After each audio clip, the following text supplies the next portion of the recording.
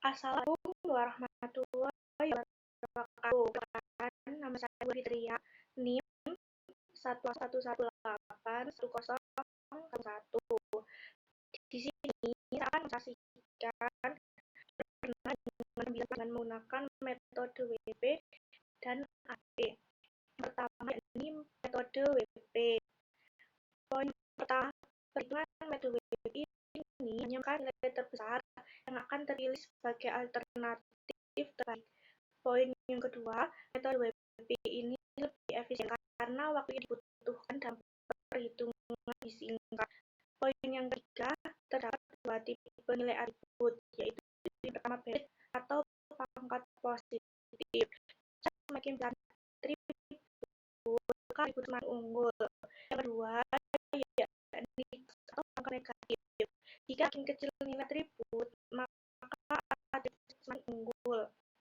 Contoh kasus pengambilan keputusan menggunakan metode WP. Sinta, manajer sumber daya manusia, mencari calon karyawan BPJS Kesehatan. Namun ia bingung calon karyawan yang seperti apa yang harus dipilih.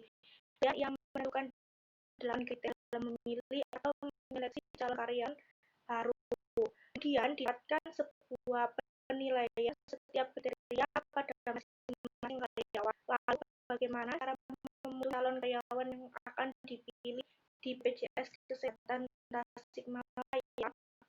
Ini yang pertama dengan menentukan jenis kriteria.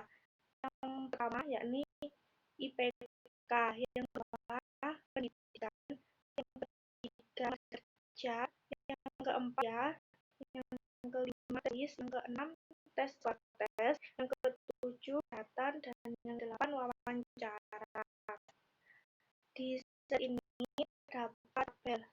Tabel ini merupakan penentuan bobot pada setiap kriteria.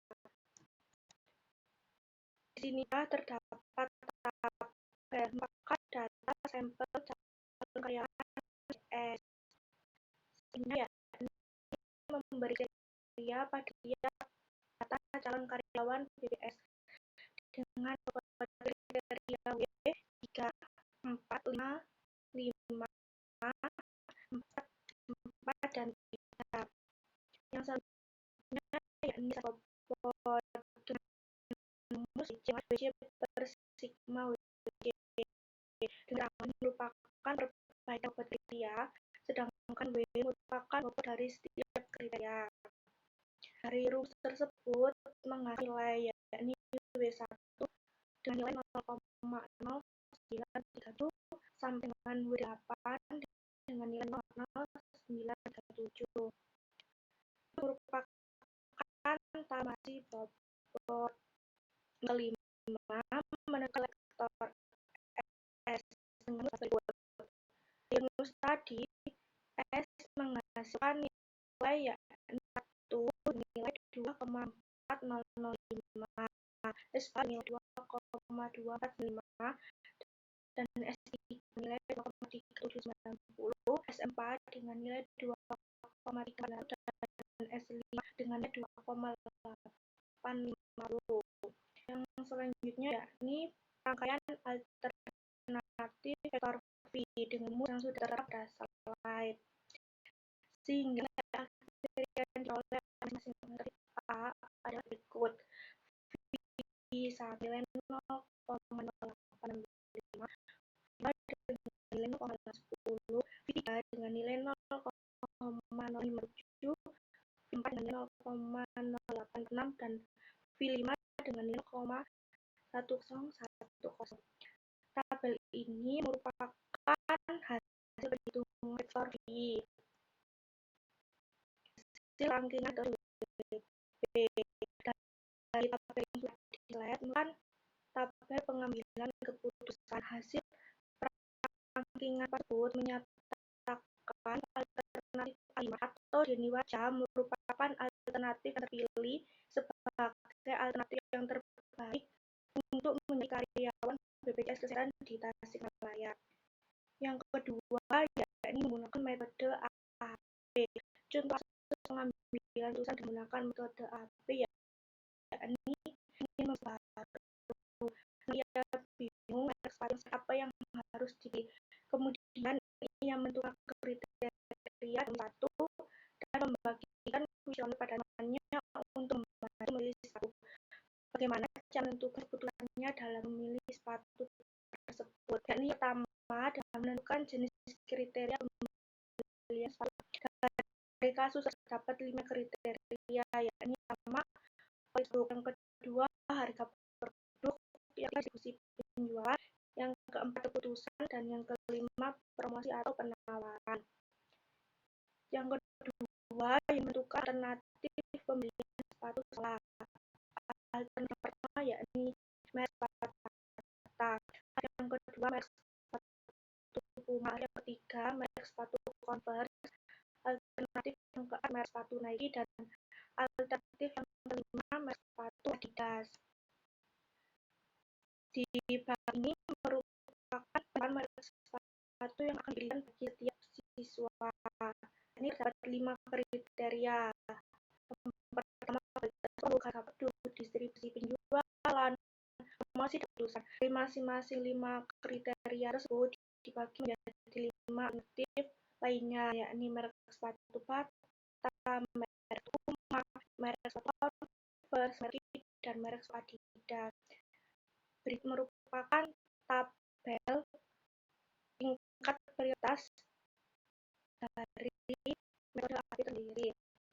Nah, ini merupakan tingkat prioritas dari kasus tersebut, yakni kualitas kali lebih penting dari promosi 5 kali lebih penting dari kualitas, dan harga 1 kali lebih distribusi penjualan. Tabel ini merupakan perbandingan berpasangan antara kriteria. Matriks C, dengan kriteria kualitas produk jumlahnya 7, kriteria produk 7,476, kriteria distribusi penjualan 11, kriteria promosi jumlah 1,49, kriteria putusan dengan jumlah 12,23. Berikut merupakan garis perbandingan untuk kriteria yang dinormalkan. Nilai dengan rumus lambda sampai dengan sigma kurung buka x perlu dibagi n akan banyaknya elemen. Dari rumus tersebut menghasilkan nilai yakni 5,178. Selanjutnya yakni konsistensi indeks atau CI, dengan rumus CI sama dengan lambda dibagi n, kemudian dibagi n dikurangi 1. Dari tersebut hasil CI yakni sebesar 0,44. Random index yakni terlihat bahwa terdapat dari random index yang sudah paten dan terubah sesuai kita sendiri. Selanjutnya ini konsiderasi rasio atau DR dengan rumus CR sama dengan I dibagi RI. Dari tersebut hasil CR yakni sebesar 0,39 sama dengan 0,09 dari 0,10 merupakan hasil konsistensi. Jika nilainya kurang dari sama dengan 0,1